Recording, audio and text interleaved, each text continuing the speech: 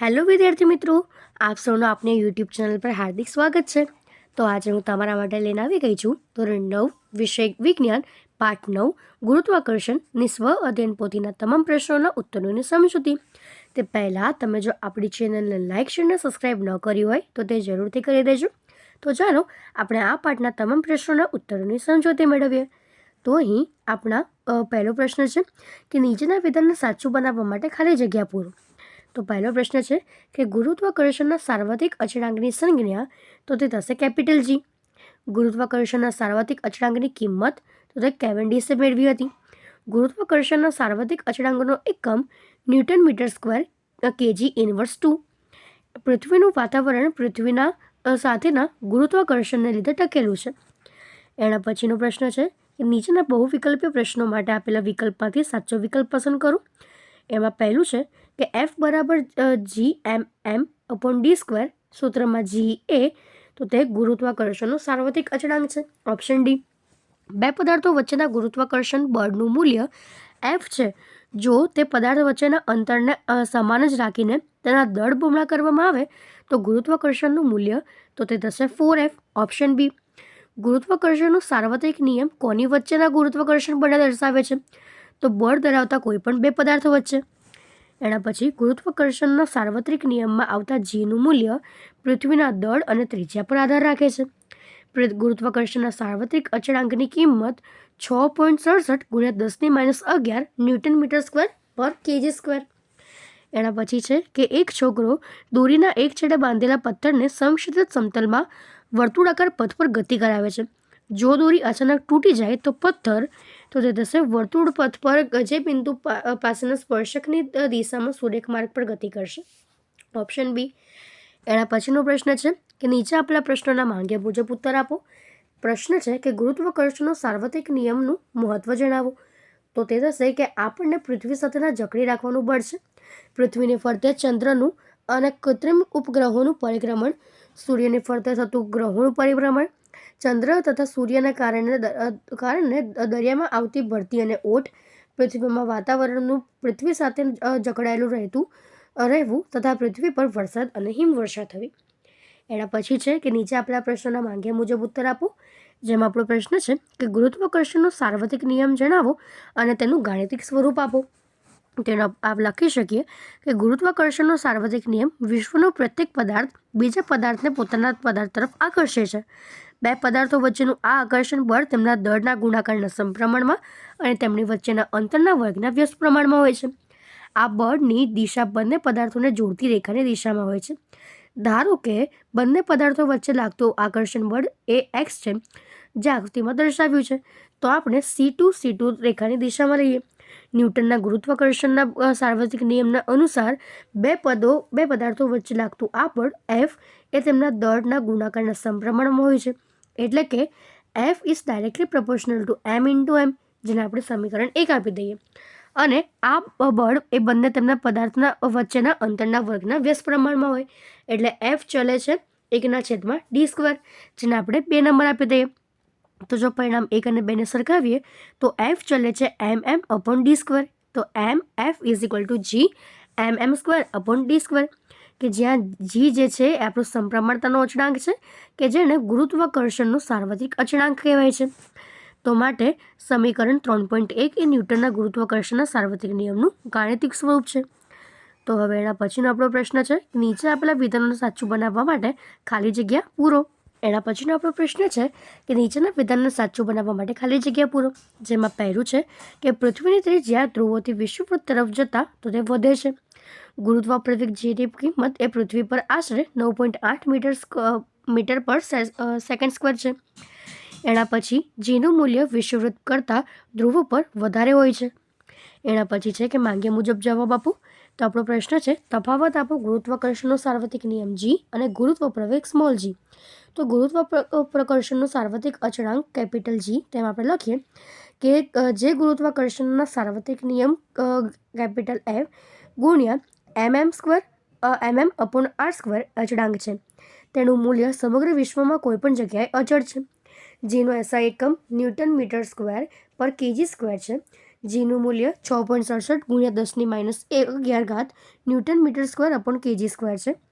જી જે છે એ અદિશ રાશિ છે.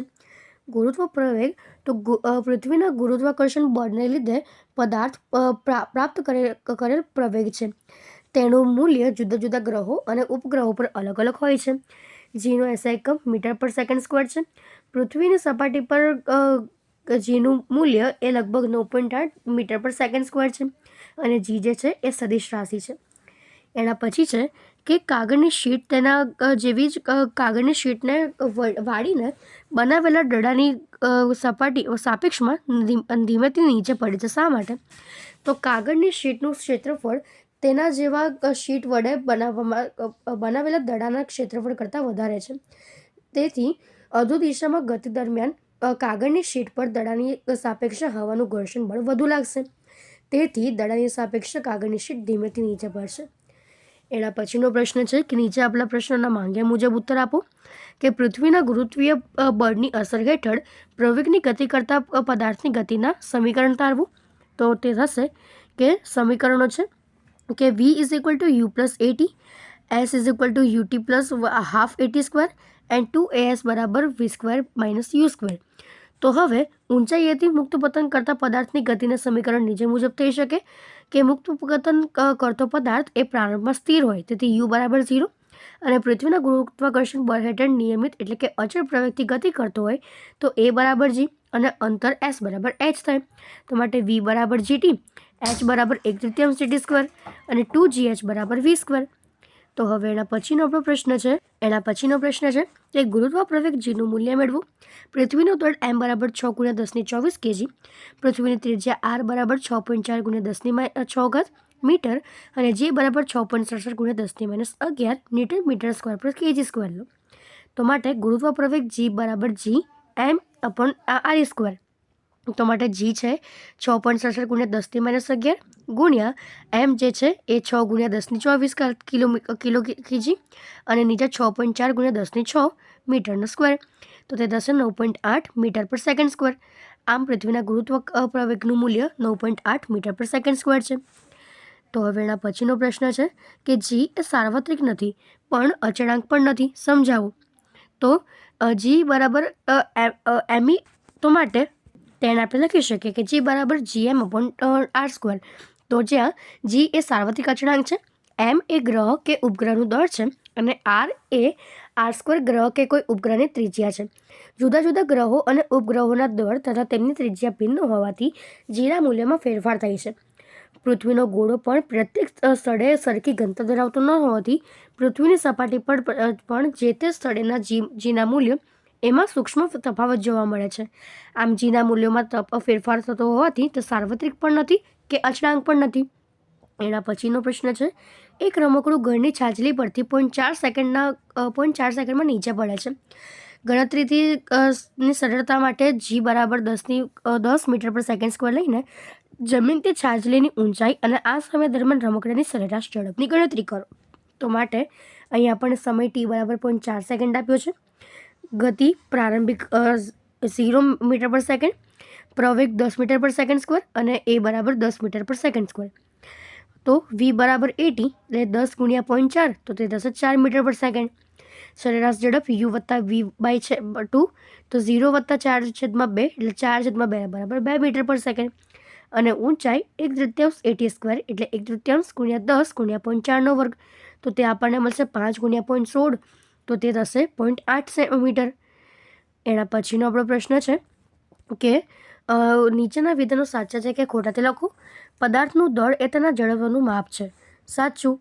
એક પદાર્થનું દળ પૃથ્વી પર 6 kg છે તો તેનું ચંદ્ર પર દળ 1 kg થાય. ખોટું. પૃથ્વીનું વજન શોધવાનું સૂત્ર W = mg. સાચું. એના પછીનો પ્રશ્ન છે કે આપેલા પ્રશ્નોના માંગ્યા મુજબ ઉત્તર આપો. વજન અને દળ બંને અલગ રાશિઓ હોવા છતાં શા માટે આપેલા સ્થળે આપણને પદાર્થના વજનને તેમના દળના માપ સ્વરૂપે ઉપયોગમાં લઈ શકીએ છીએ? કારણ કે વજન પદાર્થ પરનું ગુરુત્વાકર્ષણ બળ છે જે તેના દળ અને ગુરુત્વાકર્ષણના કારણે પ્રવેગ જીના સીધા પ્રમાણસર છે. જી ચોક્કસ સ્થાન પર પ્રમાણમાં સ્થિર છે, પરંતુ પૃથ્વીના પર આવેલા સ્થળે જીનું મૂલ્ય અચળ છે અને તેથી આપેલા સ્થળે પદાર્થનું વજન તેના દ્રવ્યમાનના સમપ્રમાણમાં હોય છે. એટલે જ પદાર્થના વજનને તેના દ્રવ્યમાન માપ સ્વરૂપમાં લઈ શકાય. એના પછીનો પ્રશ્ન છે કે એક પદાર્થનું પૃથ્વી પર દળ એ 20 kg છે, તો તેનું પૃથ્વી પર વજન કેટલું થાય? તો m બરાબર 20, g બરાબર 9.8, પૃથ્વી પર વજન w બરાબર mg, 20 ગુણ્યા 9.8 એટલે 20 ગુણ્યા 98/10, તો તે થશે 2 ગુણ્યા 98 એટલે 196 ન્યૂટન. એના પછીનો પ્રશ્ન છે જો કોઈ પદાર્થનું પૃથ્વીની સપાટી પર વજન 12 ન્યૂટન હોય તો તેનું ચંદ્રની સપાટી પર વજન ગણો. તો તે થશે કે ચંદ્રની સપાટી પર વજન 1/16 ગુણ્યા પૃથ્વીની સપાટીનું વજન, તો 1/6 ગુણ્યા 12 એટલે તે થશે 2 ન્યૂટન. એટલે ચંદ્ર પર વજન 2 ન્યૂટન હશે. એના પછી છે કે નીચે આપેલા પ્રશ્નોના માંગ્યા મુજબ ઉત્તર આપો. તફાવત આપો દળ અને વજન. તો દળમાં આપણે લખી શકીએ કે પદાર્થમાં રહેલા દ્રવ્યના જથ્થાને પદાર્થનું દળ કહેવાય. દળ અદિશ રાશિ છે. દળનું SI એકમ kg છે. પદાર્થનું દળ એ ભૌતિક તુલા કે ત્રાજ્યા વડે માપી શકાય છે. પદાર્થનું દળ દરેક સ્થળે અચળ રહે છે. જ્યારે વજન તો પદાર્થ પર લાગતા ગુરુત્વાકર્ષણ બળને પદાર્થનું વજન કહેવાય. વજન સદિશ રાશિ છે.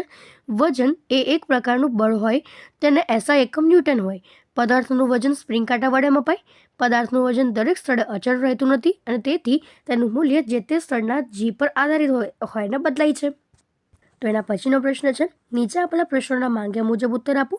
જેમાં આપણને પ્રશ્ન આપ્યો છે કે કોઈપણ પદાર્થનું ચંદ્ર પર વજન પૃથ્વીના વજન કરતાં 1/6 ભાગનું છે. શા માટે? તો માટે વ્યાપક રૂપે m દળના પદાર્થનું વજન m બરાબર WmG.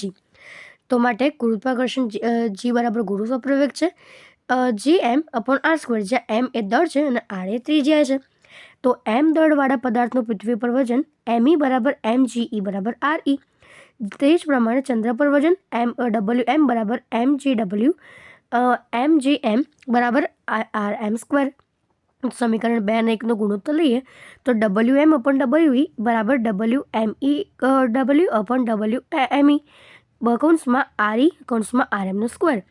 તો હવે પૃથ્વીનું દળ ચંદ્રના દળ કરતાં 100 ગણું છે, એટલે me બરાબર 100 mm.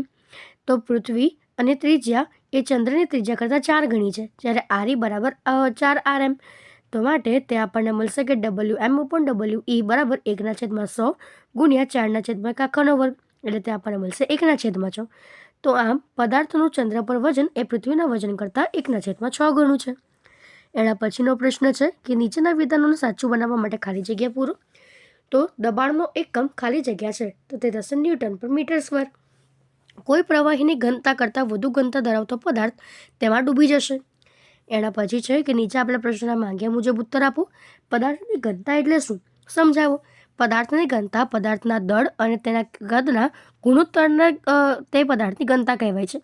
ઘનતા બરાબર દળ ભાગ્યા કદ. ઘનતા અદિશ રાશિ છે. ઘનતાનો SI એકમ kg/m3 છે. ઘનતાનો આધાર દબાણ અને તાપમાન પર છે. આપેલા વિશિષ્ટ પરિસ્થિતિઓમાં પદાર્થની ઘનતા બદલાતી નથી, તેથી જ પદાર્થની ઘનતા તેનો લાક્ષણિક ગુણધર્મ છે. અલગ અલગ દ્રવ્યના પદાર્થની ઘનતા અલગ અલગ હોય છે. જેમ કે સોનાની ઘનતા એ 19,300 kg/m3 છે, જ્યારે પાણીની ઘનતા 1000 kg/m3 છે. પાણીની ઘનતા 1000 kg/m3 છે, એનો અર્થ 1 મીટર ક્યુબ કદ ધરાવતા પાણીનું દળ એ 1000 kg છે. ઘનતા વડે આપેલા પદાર્થના હલકાપણા અને ભારેપણાનો ખ્યાલ આવે છે. પદાર્થની ઘનતાનો ઉપયોગ કરીને પદાર્થની શુદ્ધતા નક્કી થાય છે. એના પછી છે કે દબાણની વ્યાખ્યા આપો અને તેના સૂત્ર અને એકમ જણાવો. તો પદાર્થની સપાટી પર એકમ ક્ષેત્રફળ દીઠ સપાટીને લંબરૂપ લાગતા બળ એટલે કે ધક્કો અને તે સપાટી પર લાગતું દબાણ કહેવાય છે. દબાણની વ્યાખ્યા પરથી દબાણ P બરાબર ધક્કો F/છેદમાં ક્ષેત્રફળ A. તો જ્યાં ધક્કો F બરાબર એક ક્ષેત્રફળ A પર લંબરૂપે લાગતું બળ છે, જ્યારે દબાણ જે છે અદિશ રાશિ છે. દબાણનો SI એકમ Nm/m² છે અને ફ્રેન્ચ વૈજ્ઞાનિક પાસ્કલીના માનમાં આ એકમને પાસ્કલ એટલે કે PA તરીકે દર્શાવે છે, જ્યાં 1 પાસ્કલ બરાબર 1 Nm/m². થાય. એના પછીનો પ્રશ્ન છે વૈજ્ઞાનિક કારણ આપો. ખીલીની ધાર અનિવાર્ય રાખવામાં આવે છે અને તેના પર ભાગનું ક્ષેત્રફળ ધાર કરતાં પ્રમાણમાં વધારો રાખવામાં આવે છે. તો એનો જવાબ થશે કે બુટ્ટી ખીલીના છેડાનું ક્ષેત્રફળ અણીદાર ખીલીના આગળના ક્ષેત્રફળ કરતાં વધારે હોય છે. જેમ આર્ચરનું ક્ષેત્રફળ વધારે તેમ તેના પર લાગતું દબાણ ઓછું. આમ બુટ્ટી ખીલી પર બળ લગાડતા ઓછું દબાણ ઉત્પન્ન થાય છે, જ્યારે લાકડામાં બુટ્ટી ખીલી ઠોકવાવી મુશ્કેલ પડે છે. શા માટે એક ખીલી પાણીમાં ડૂબી જાય છે પણ સમાન દ્રવ્યમાન ધરાવતો બુચ પાણીની સપાટી પર તરે છે? વૈજ્ઞાનિક કારણ આપો. તો લોખંડની ખીલીની ઘનતા પાણીની ઘનતા કરતાં વધારે છે, એટલે લોખંડની ખીલી પર પાણીનું ઉત્પ્લાવક બળ એ ખીલીના વજન કરતાં ઓછું છે, તેથી તે ડૂબે છે. અને બૂચની ઘનતા પાણીની ઘનતા કરતાં ઓછી છે અને તેથી તે સપાટી પર તરે છે. એના પછી છે કે રાઘવ અને એક પ્લાસ્ટિકની બોટલને હવાચુસ્ત બંધ કરી પાણી ભરેલી ડોલમાં ઊંડે સુધી જતી વખતે પાણી દ્વારા બળ લાગતું હોય એવું અનુભવે છે. વળી પાણીમાં તેને છોડી દેતા બોટલ ઉછળીને સપાટી પર પાછી આવે છે. અહીં પાણી પર બોટલ પર લાગતા બળને શું કહેવાય અને શું આ બળ બોટલ પર ગુરુત્વાકર્ષણ બળ લાગે છે? જો હા, તો બોટલ કેમ ડૂબતી નથી? અહીં પાણી દ્વારા બોટલ પર લાગતા બળનું ઉત્પ્લાવક બળ કહેવાય. હા, બોટલ પર ગુરુત્વાકર્ષણ બળ લાગે છે. પૃથ્વીનું ગુરુત્વાકર્ષણ બળ બોટલ પર અધુ દિશામાં લાગે છે. તેના કારણે બોટલ અધુ દિશામાં ખેંચાય છે, પરંતુ બોટલ પાણીની ઉપરની તરફ બળ લગાડે છે. તેથી બોટલ ઉર્ધ્વ દિશામાં ફેંકાય છે અને ધકેલાય છે, તેથી તે ડૂબતી નથી. તો આપણે આ રીતે તે લખી શકીએ છીએ. તો હવે એના પછીનો આપણો પ્રશ્ન છે કે નીચેના વિધાનો સાચા છે કે ખોટા તે લખો. દૂધના નમૂનાની શુદ્ધતા માપવા માટે લેક્ટોમીટરનો ઉપયોગ કરવામાં આવે છે. તો આ વિધાન સાચું છે. દ્રવ્યની ઘનતા માપવા માટે હાઇડ્રોમીટરનો ઉપયોગ કરવામાં આવે છે, જે આર્કિમિડીઝના સિદ્ધાંતના આધારે કાર્ય કરે છે. તો આ વિધાન પણ સાચું છે. એના પછી છે કે નીચે આપેલા પ્રશ્નોના માંગ્યા મુજબ જવાબ આપો. એક વજન કાંટા પર તમારું દળ 42 કિલો નોંધાય છે. શું તમારું દળ 42 કિલો કરતાં વધારે છે કે ઓછું? શા માટે? 42 kg કરતાં વધુ, કારણ કે જ્યારે આપણે વજન કાંટા પર ઊભા રહીએ છીએ ત્યારે આપણું વજન એટલે કે આપણા પર લાગતું પૃથ્વીનું ગુરુત્વાકર્ષણ બળ એ શિરોલંબ અધો દિશામાં હોય છે, પણ હવા દ્વારા આપણા શરીર પર લાગતું ઉત્પ્લાવક બળ શિરોલંબ ઉર્ધ્વ દિશામાં હોય છે. તેથી આપણું દેખાતું વજન સાચું વજન ઓછા ઉત્પ્લાવક બળ વજન સાચા વજન કરતાં ઓછું હોય છે. વજન કાં તો દેખીતું વજન માપે છે, તેથી આપણું સાચું વજન 42 કિલો કરતાં વધારે હશે. અહીં આપણું દળ માપવાની આ પ્રકૃતિમાં વજન કાંટા અને આપણા પર એટલે કે બંને પર ગુરુત્વાકર્ષણ બળ લાગે છે. તેથી વજન કાંટા પર અને આપણા પર ગુરુત્વાકર્ષણ જીની અસર ધ્યાનમાં લેતા એમ કહી શકાય કે વજન કાંટા વડે આપણું દળ એ 42 kg કરતાં વધારે હશે. એના પછીનો પ્રશ્ન છે કે આર્કિમિડીઝનો સિદ્ધાંત જણાવો. તેનો જવાબ થશે કે આર્કિમિડીઝનો સિદ્ધાંત જ્યારે કોઈ પદાર્થને તરલ એટલે કે ફ્લુઇડમાં આંશિક કે સંપૂર્ણપણે ડૂબાડવામાં આવે છે ત્યારે તે ઉર્ધ્વ દિશામાં બળનો અનુભવ કરે છે. તે બળ પદાર્થ દ્વારા ખસેડાયેલા તરલના વજન બરાબર હોય છે. અથવા તો જ્યારે કોઈ પદાર્થને તરલમાં આંશિક કે સંપૂર્ણપણે ડૂબાડવામાં આવે ત્યારે તે તેના પર લાગતું તરલનું ઉત્પ્લાવક બળ તેના વિસ્થાપિત કરતા તરલના વજનમાં જેટલું હોય છે. આર્કિમિડીઝના સિદ્ધાંતના ઉપયોગો તો જહાજ અને સબમરીનની રચના કરવામાં, તેમાં ડિઝાઇનમાં, દૂધના નમૂનાની શુદ્ધતા માપવા માટેના લેક્ટોમીટરમાં, પ્રવાહીની ઘનતા શોધવા માટેના હાઇડ્રોમીટરમાં. આર્કિમિડીઝના સિદ્ધાંતની મદદથી ઘન કે પ્રવાહીની વિશિષ્ટ ઘનતા, અનિયમિત આકારના પદાર્થનું કદ, પદાર્થના દ્રવ્યોમાં રહેલી ભેળસેળ, મિશ્ર ધાતુના ઘટક દ્રવ્યોનું પ્રમાણ વગેરે જાણી શકાય છે. નોંધ: આર્કિમિડીઝના સિદ્ધાંતની મદદથી નીચેના પ્રશ્નો પણ મળે છે કે કોઈ પદાર્થ પર લાગતા ઉત્પ્લાવક બળનું મૂલ્ય કેટલું હશે? શું ઉત્પ્લાવક બળ એક જ વસ્તુ માટે બધા તરલોમાં સમાન છે? અને શું આપેલા કોઈ એક તરલમાં બધી જ વસ્તુઓ સમાન ઉત્પ્લાવક બળ અનુભવે છે કે નહીં? તો આપણે આ પ્રશ્નોના ઉત્તર પણ મેળવી શકીએ. તો અહીં આપણો આ પાઠના તમામ પ્રશ્નો પૂર્ણ થાય છે. જો તમને આમાં કોઈ પણ ડાઉટ હોય તો તમે તે કોમેન્ટ સેક્શનમાં જરૂરથી જણાવી શકો છો અને આપણી ચેનલને લાઇક, શેર અને સબસ્ક્રાઈબ જરૂરથી કરી દેજો. Thank you.